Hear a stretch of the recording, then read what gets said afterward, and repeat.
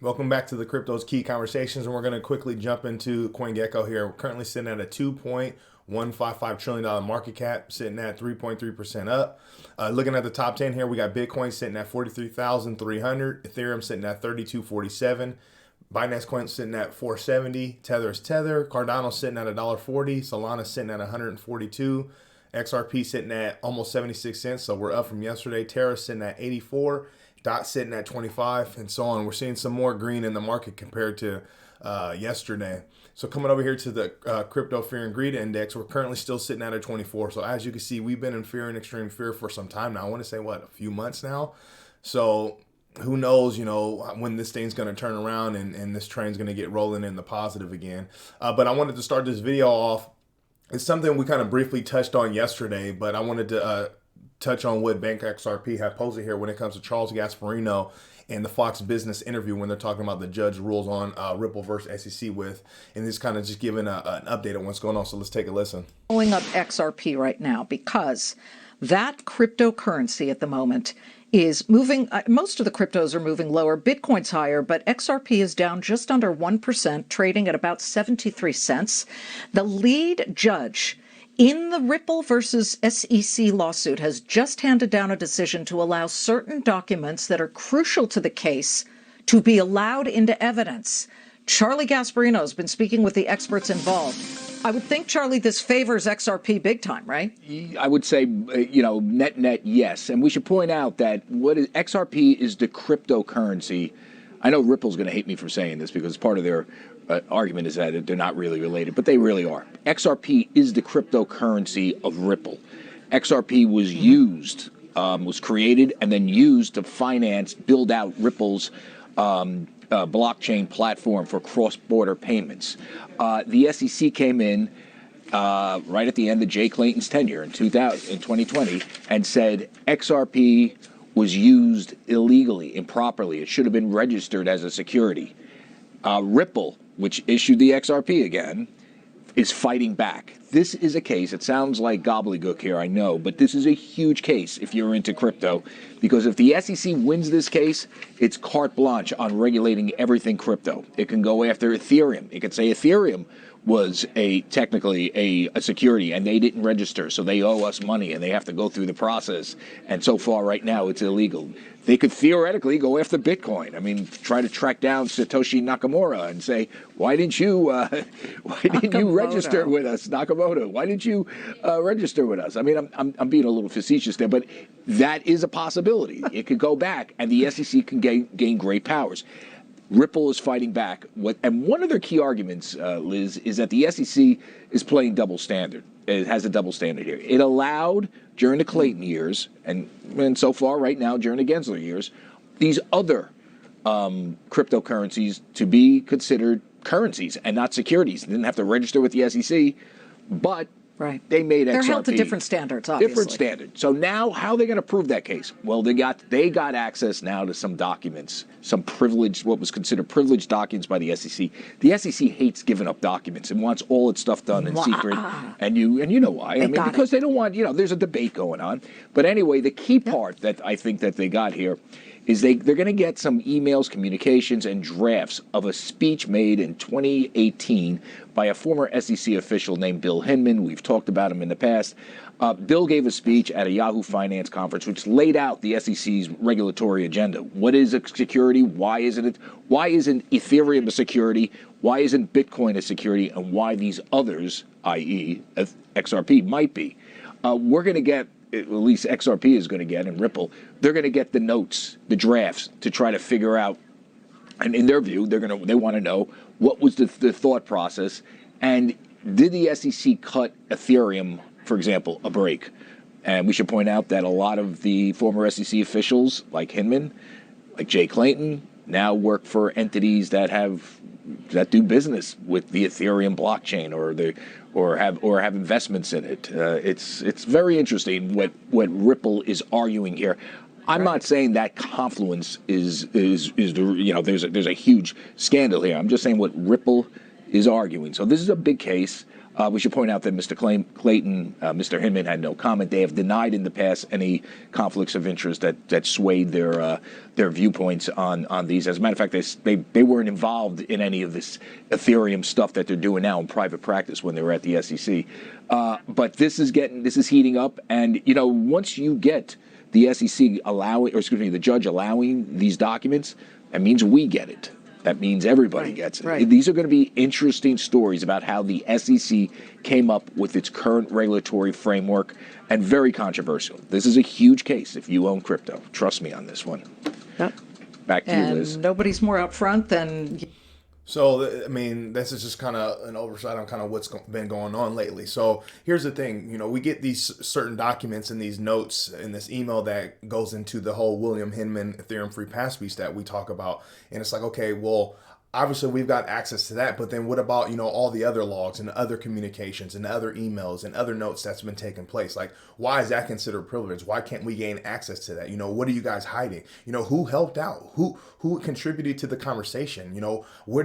So the development of, this Ethereum free pass speech with William Hinman, who said what? Was, Ethereum compared to XRP? Who was involved in I think it was 63 emails? Like, who's involved in this other, who was involved into this, the email? The whole overwhelming concept is like, okay, why are we having these missing pieces? Why do we only have access to a certain amount of information? Taxpayer dollars are funding, this organization. So like, why can't we, the taxpayers, know what's going on?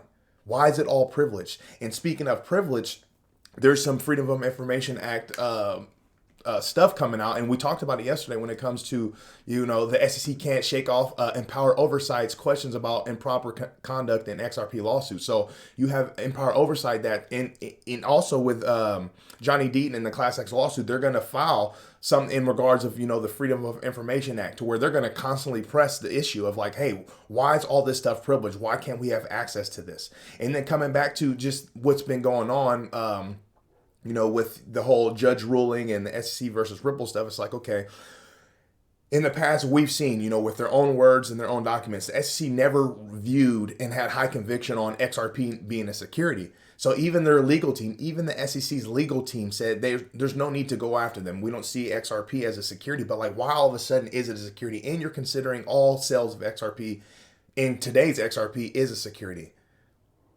So if that's the case, why haven't, you stopped Jed from selling his XRP, making billions of dollars? Why haven't you stopped Ripple from selling, their XRP?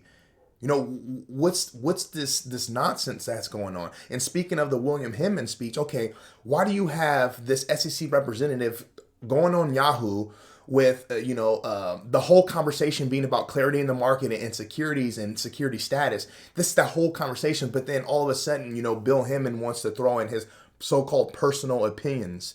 And how can you throw in your personal opinion when the whole overwhelming, concept of this so-called speech on on Yahoo was about, security status within the market and giving that clarity? Why all of a sudden you throw in your personal opinion? And why are you, if that's your personal opinion, why did you have such high conviction to say that Bitcoin and Ethereum aren't securities?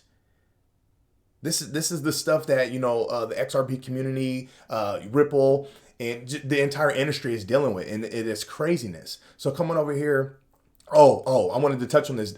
So we talked about this article, and we talked about Johnny Deaton utilizing the same thing, going over the Freedom of Information Act stuff, and kind of just pressing this agenda here. But Digital Asset Investor had brought up a good point today in his video. He was saying, so even if this thing gets settled, whether it's goes through full litigation or there's a settlement between the SEC versus Ripple, even if that happens, it doesn't stop that you have, organizations like this, Empower Oversight, that's coming after you, that you have John Deaton in the class action lawsuit coming after you. And I thought that was super interesting because I didn't really think about it like that. You would think that, if it got settled and the case was over, all this stuff will be irrelevant. But it's like, no, like Empower Oversight is going over misconduct. They're trying to hold these government organizations accountable. So it's not going to stop.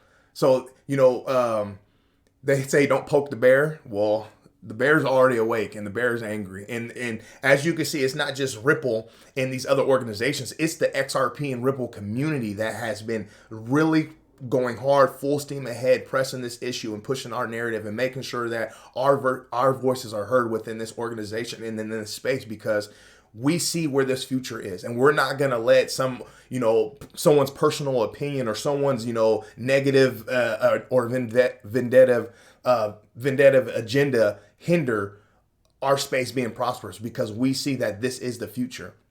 So coming over here, Johnny Deaton had tweeted this, and I thought it was pretty interesting. He says, when Brian Armstrong tweeted Coinbase would be sued by the SEC over its Lend product, and was told by Gary Gensler in the SEC would not accept meetings with crypto platforms, I tweeted Coinbase should stop being on the sidelines, relist XRP, and file an amicus brief. But what do I know? So he was talking about this right here, saying in a virtual press conference today, Gary Gensler said again that the SEC is coming after crypto exchanges in the near future. So just like we've been saying in the XRP and Ripple community, is like, you think that you're safe. For all you out there that have some sort of reservations against Ripple and XRP, whatever the case is, it's like, if you think that if Ripple loses this case, that the SEC isn't coming after your favorite project or your favorite exchange, you're sadly mistaken. This case is massive to the entire space. It's truly going to set true precedent within our entire space. So it's either you're going to be on the right side of history or the wrong side of history. And what I mean by the wrong side of history is allowing the government and the SEC to have so much power that they're going to be continuing to be overbearing and overstep, and they're going to overregulate this space to where we can't flourish the way this space is destined to flourish. So if you have any reservations against Ripple, the company, or XRP, the cryptocurrency token, we need to stick together. That needs to just be demolished. We need to stick together as a whole, as a crypto community, and stand up against what's wrong, because crypto is the future. Now coming over here, Digital Asset Investor is big on ProCoin news, and I really like what they're about and what they're representing within their their website and stuff. And they had put up a tweet that says proof of work doesn't work, and then it was agree disagree, and then I think it was 1,146 votes, and 85% says agreed. So coming over here, EU regulator urges proof of work ban. The regulator warned against proof of work, but expressed openness to proof of stake protocol. So obviously you have Ethereum 2.0, which is converting from proof of work to proof of stake protocol. So then coming down here, it says Eric Thieden, the vice chair of the European Securities and Markets Authority, has called for a ban of proof of work mining. Thieden also expressed concerns over crypto miners increasingly consuming renewable resources at the expense of more important uses. The regulator called proof of work mining or a national issue for Sweden as more miners relocate there.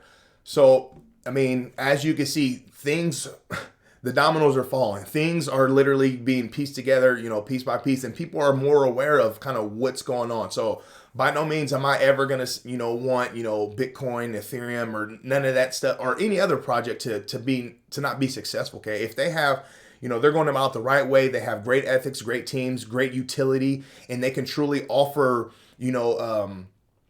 they could truly solve a problem, a real world problem. I never want, any project or token to not be successful. But, people are being aware that, like, hey, here's our issues. Here's our climate issues. Here's our, financial issues. And here's kind of what we're dealing with. So it's like whenever we have, this whole argument of, XRP is, bad or this or that. And it's like, well, okay, well, what about, proof of work, projects? What about, Ethereum that you so-called gave a free pass to? So all in all, I want the entire space to be successful. We don't need someone's personal opinion. We don't need an overstepping, overreaching, SEC or government. We don't need anybody that's going to stifle or hinder the growth and development within our space, because I truly believe and have high conviction that cryptocurrency is going to continue to change the world, and it's going to be our future. So we need to make sure that we stand up, fight for what's right, so we can pave a way for our space to be prosperous and change our lives. For me and my family, we understand that we're super early. It's $2.15 trillion market cap. We're super early to this party. We're going to continue to accumulate and hold and set ourselves up for financial freedom, because that's truly what we value.